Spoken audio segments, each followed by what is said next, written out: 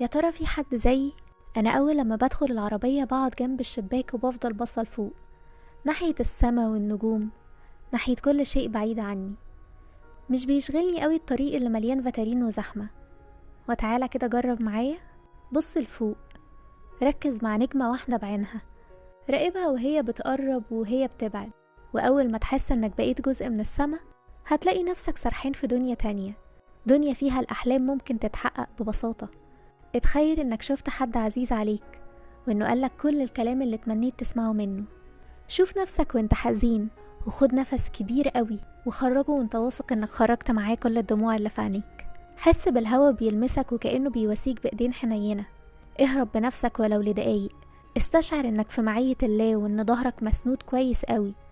فكر نفسك انك كنت محارب قوي انتصر في معارك كتير، ومفيش مشكلة انه يخسر في معركة او اتنين.